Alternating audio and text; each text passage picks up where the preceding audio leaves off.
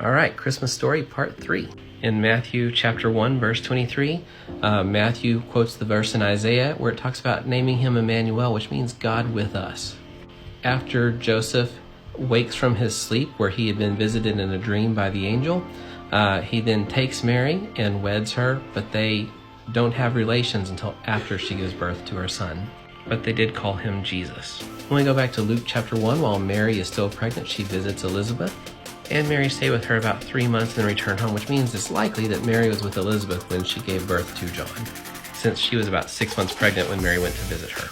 In Luke 1, verse 57, we see Elizabeth giving birth to John, and then Zechariah, her husband, being able to speak again.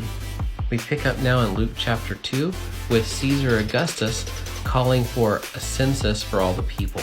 The text mentions that this takes place during the reign of Quirinius, who is the governor of Syria. So Mary and Joseph have to go to their city of their hometown for the registration for the census. So Mary and Joseph have to go to Bethlehem.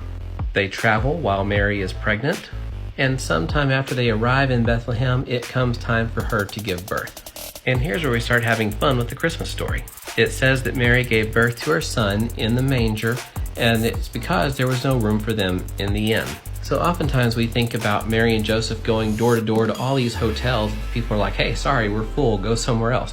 That's not actually what's happening. The inn is sort of like this idea, this upper room in the house. And in most ancient houses in Bethlehem at that time, the manger was on the first floor of the house where the animal stayed, and the people lived upstairs. I think they are at a family member's house, and what's happening here is that there's no room for her to give birth where they have everyone else staying, so they put them in the manger where they have a little bit more privacy, a little bit more freedom, and it's likely that Mary's relatives are with her, aiding her in the process and helping her to give birth.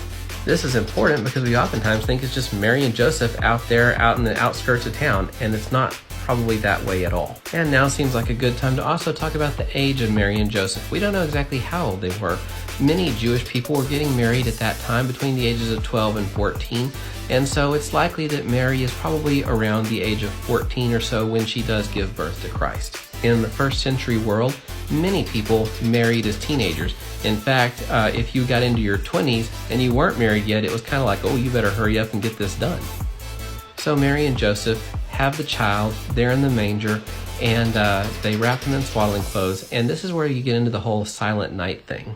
It was probably not a silent night. There's nothing in the scripture to indicate that Jesus didn't cry. Not to rag on the song, but everything about this event seems to be very human in its nature. And it should be, because Jesus is the God-man.